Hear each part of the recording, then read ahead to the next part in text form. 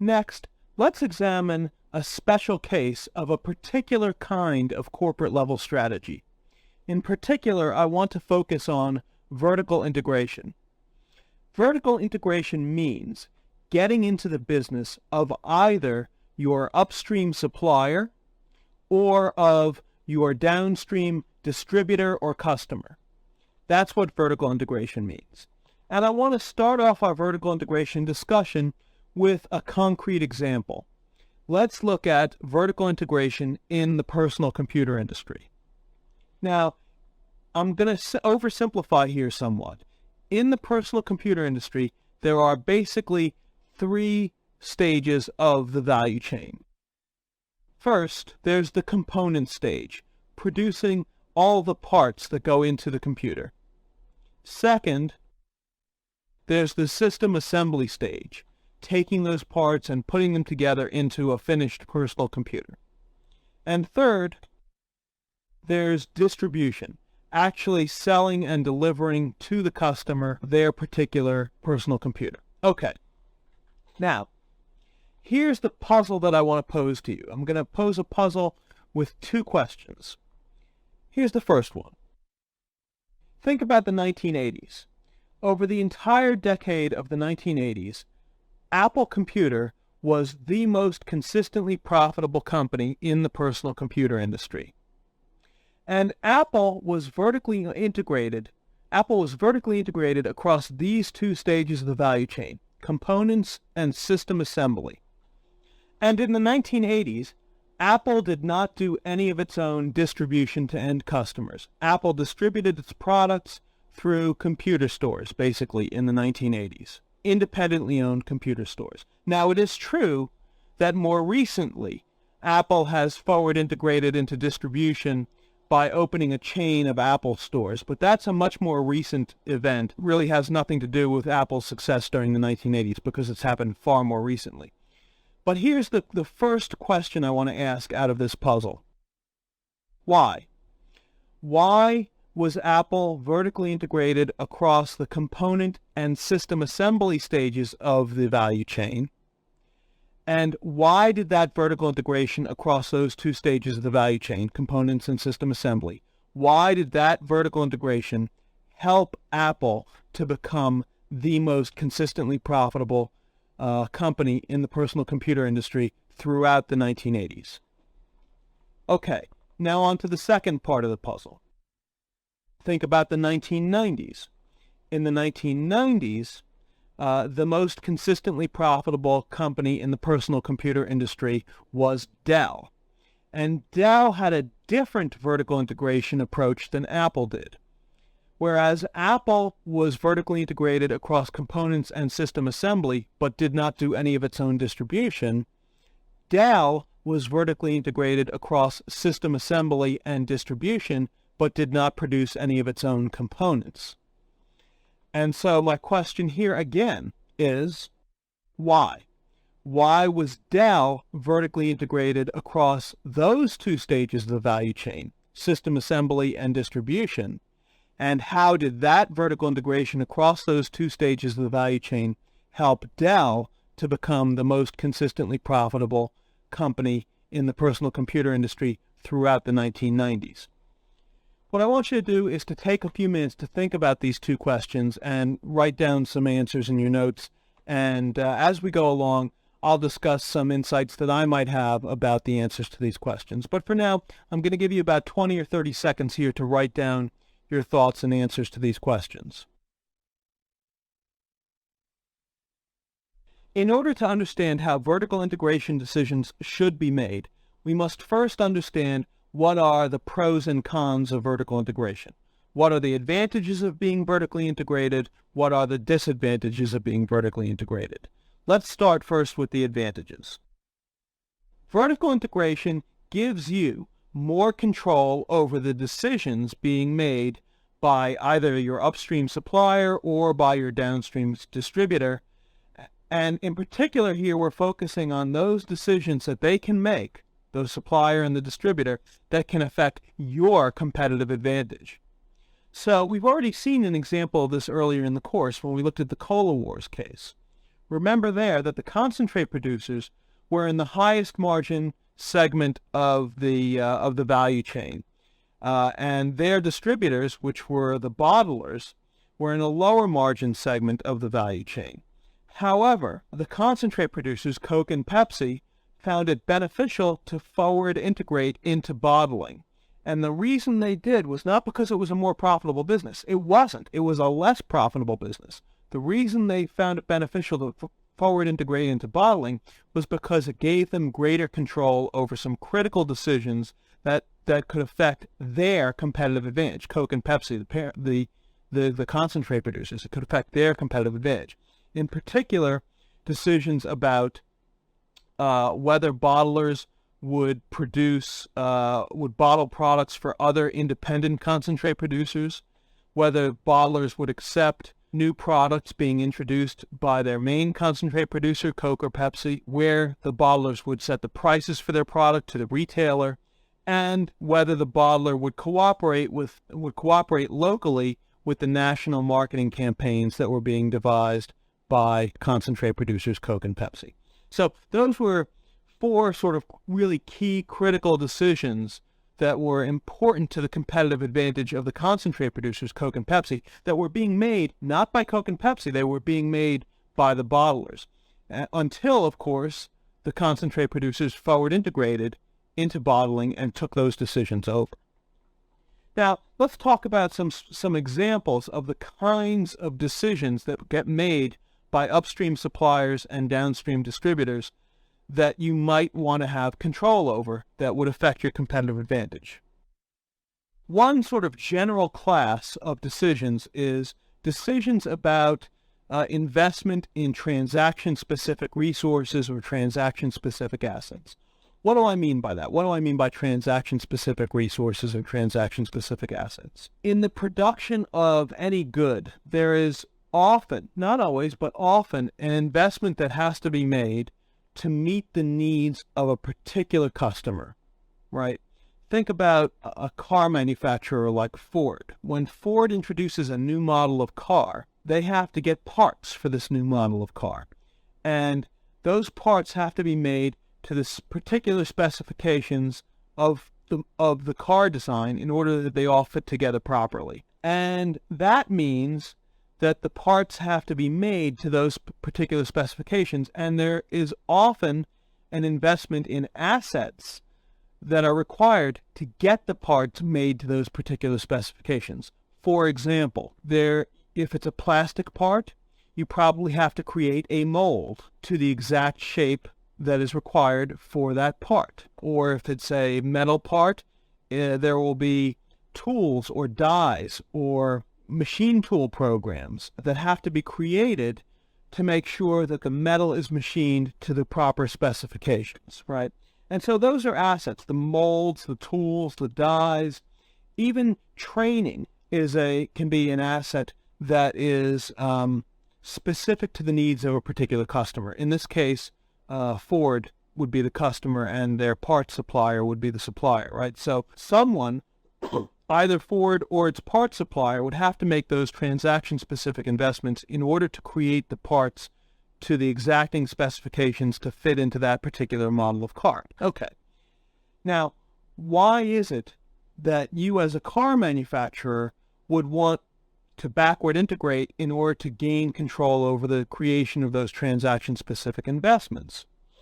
Well, the reason is that if those transaction-specific assets are created and are done right, then you can get more customized, more tailored, more specialized inputs into your production process. You can get parts that are more finely tuned to your specific needs as a particular customer. And that's important because that can help you differentiate your end product. The point here is that it's particularly difficult to create a differentiated end product from generic inputs. If you're going to create a different output, you typically need to have different inputs, right? And so to the extent that your competitive advantage requires differentiating your end product from your competitors' end products, that often means that you need to start with differentiated inputs.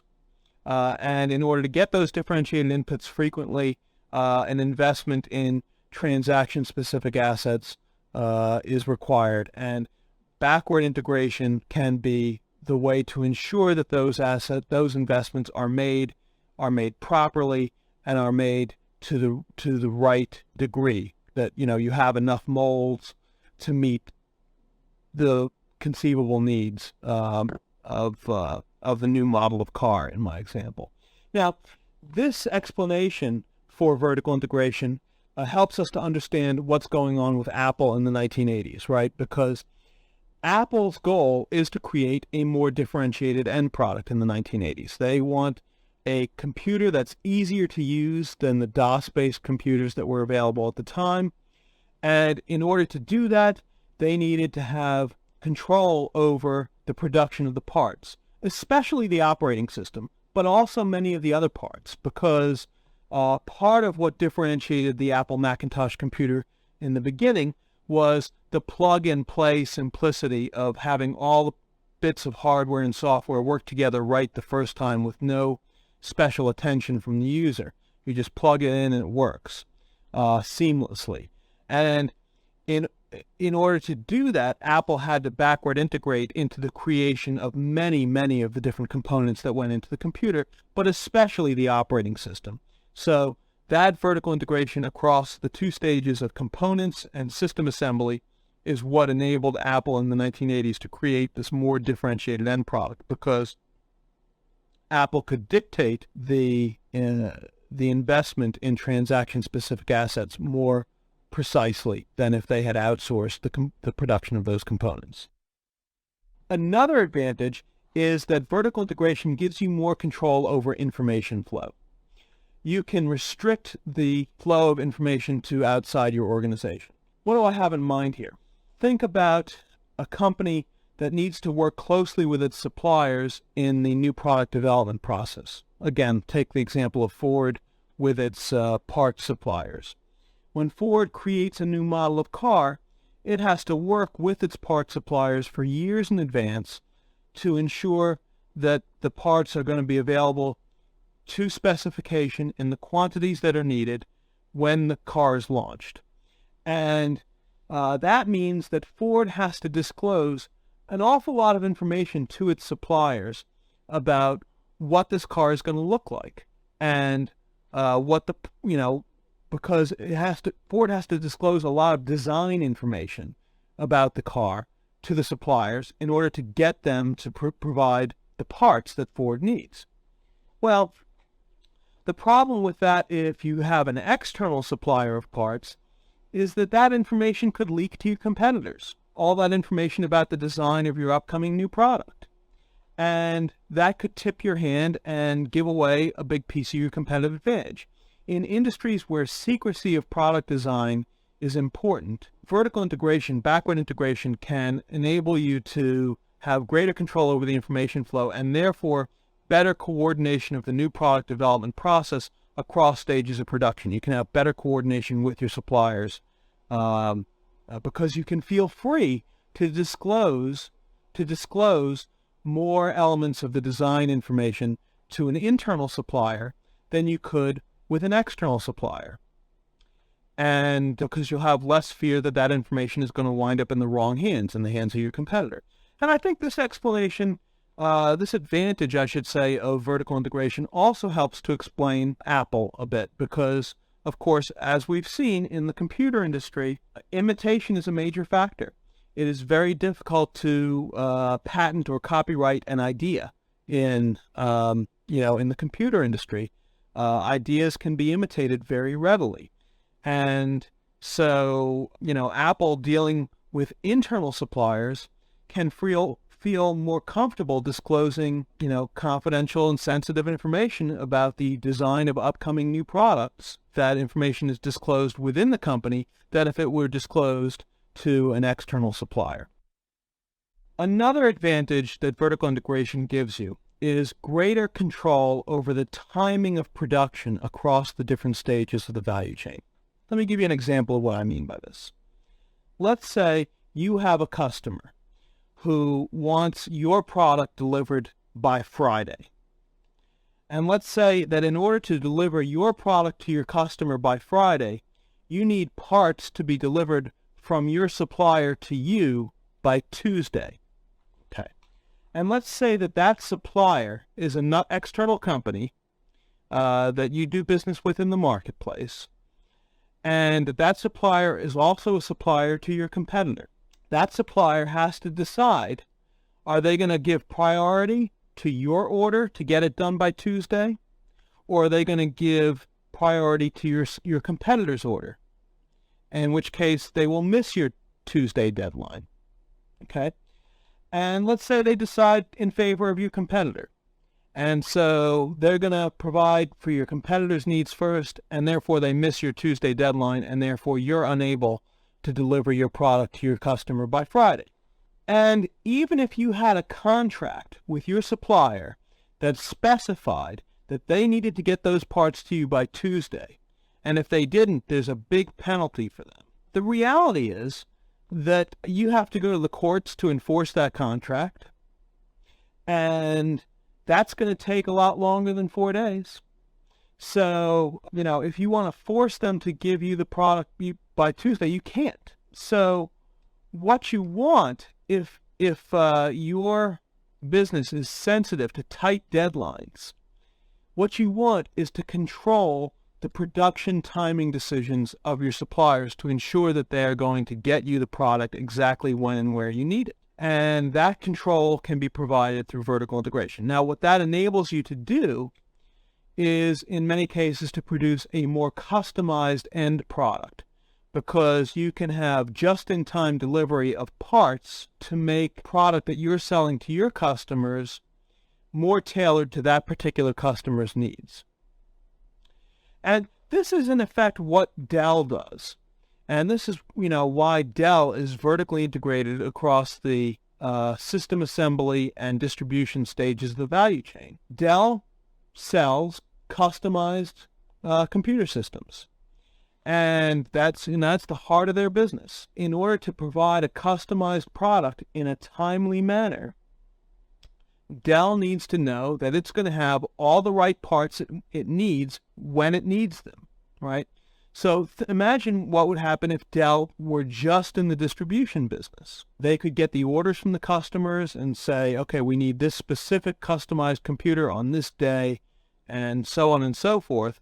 But if Dell did not have control over the system assembly, they couldn't deliver that. And, if they had to wait around for the court to enforce a contract on their provider of systems, if it was an external company, they would never be able to deliver this customized product in a timely manner. So by bringing system assembly in-house and doing it themselves, they gain that control. And that is what enables Dell to have their competitive advantage. Okay, so let's talk about now that we've talked about the advantages of vertical integration, let's talk about the disadvantages that weigh against the advantages. First, when you're vertically integrating, as when you're getting into any new business, there are entry costs, right? A vertical integration is an entry into a new business. And just like any time you enter a new business, there are going to be entry costs. There are fixed costs that you have to pay. There are capital costs. And so you have to factor that into your decision. Also, once you've vertically integrated, you then face higher exit barriers, because now, in addition to not only are you in one business, but you're in two linked businesses, right? And so costs of exiting have doubled, basically, roughly, because now if you're going to exit from one business, you have to exit from both. And vertical integration tends to reduce your flexibility, right? Because you are then dependent upon a particular captive supplier or a particular captive distributor or captive customer. And so you have to adapt your ways of doing business to mesh with their unique ways of doing business, right? You have a particular captive customer or captive supplier, and they have their unique ways of doing business that you have to mesh to. And that can reduce your flexibility to change to other ways of doing business for you, because you have to mesh to them. It can also reduce your flexibility to choose alternative transaction partners. You are locked in, basically, to one captive supplier or to one captive distributor or customer. And captive relationships are very suspect from an economist's perspective, right? Economists believe fervently in the power of the market to do great things for people and for the economy. One of the things that captive relationships do is that they dull those market forces. They dull the incentives for innovation and for cost control, because if you have a captive market, right, you lose your incentive, or a large part of it, to innovate and to keep your costs under control, because you don't have to fight for that business. It's guaranteed. It's a captive market. And along the same lines, being a captive to a particular supplier, for example, means that you are locked into the set of innovations that one supplier creates over time, and gives you less access to the innovations of other alternative suppliers or of other alternative distributors if you're looking at downstream integration, forward integration. Also, if you forward integrate, you can alienate your own customers because, in effect, you're getting into their business. You're competing against them. And when you're vertically integrating, you're getting into a different business. You need to develop different technical skills, different managerial skills for this different business. And there's no guarantee that your existing set of technical and managerial skills in your business will apply to the business that you're getting into, either downstream or upstream, or that the skills will mesh. They may be incompatible. Finally, I want to discuss some illusions in vertical integration, because companies sometimes fool themselves into making some really dumb vertical integration decisions because they tell themselves these stories that don't hold water. The first illusion is that a strong position in one stage of the value chain can easily be translated into a strong position in adjacent stages, either upstream or downstream. And that's rarely true. Just because Microsoft has a huge competitive advantage in creating operating systems, that doesn't mean they would have a big advantage in computer system assembly. It's a different business where their particular advantage doesn't necessarily carry over. Another illusion is that the required technical and managerial skills are the same across stages of the value chain. And there again, rarely true. And this is a real doozy. You hear this one a lot. It's better to do this function internally because then we capture the other party's profit, right? It's better to make this part ourselves rather than buying it from a supplier because then we capture the supplier's profit. Or it's better to distribute this product ourselves because then we cut out the middleman and capture that middleman's profit, right? You hear that a lot. Cut out the middleman, capture their profit. However, this logic often doesn't hold up because what should be focused on is return on investment. And return on investment is a ratio. It has both a numerator and a denominator. And to say that we should do this function internally because then we capture the other party's profit, that focuses on only the numerator, right? Yes, you can capture the other party's profit, but what price did you have to pay in order to capture the other party's profit? How much additional investment did you have to make in order to capture the other party's profit? What impact did that have on your denominator of return on investment? Yes, you can always increase, the numerator of return on investment by getting into other businesses and capturing more profit. But that's not the real test. The test is, what does it do to the ratio, right? Not just what does it do to the numerator. What does it do to the entire return on investment ratio? If we look at the things that go in the denominator, there would be things like entry costs, capital costs, the cost of lost flexibility to operate differently because you have now a captive supplier or a captive customer, and the dulled incentives that the dulled incentives that you get when you lose market forces because you again have a captive customer or a captive supplier. those are factors that go into the denominator because they're costs that you pay in order to gain the other party's profit, right? So if you figure in all of those other costs, the question is, does your return on investment go up or down, right? It's not just a matter of saying, okay, our numerator is boosted, therefore this is a good thing. The question is, what happens to the ratio? Does the ratio go up or down once you figure in the impact of vertical integration on both the numerator and the denominator? Another illusion that's related is this idea that it's better to integrate because then we gain bargaining power. Okay, maybe we partly forward integrate by distributing the product ourselves, but also distributing it through independent distributors. Or maybe we partly backward integrate by producing some of our parts ourselves and buying some of the parts from an external supplier. And by vertically integrating and posing a threat of cutting out the other party, we gain some bargaining power. And again, that's true, but it focuses only on the numerator of the return on investment ratio. It focuses on, the profit that you gain by having higher bargaining power, which goes into the numerator and adds to your return. But there's also a price that you had to pay in order to gain that bargaining power. And that price is, the increased entry costs, the capital costs, the lost flexibility, the dulled incentives, all those things that should go into the denominator of the return on investment ratio. So again, both of these illusions are illusions because people focus only on the numerator when they should be focusing on both the numerator and the denominator and the impact on the overall ratio, the return on investment ratio.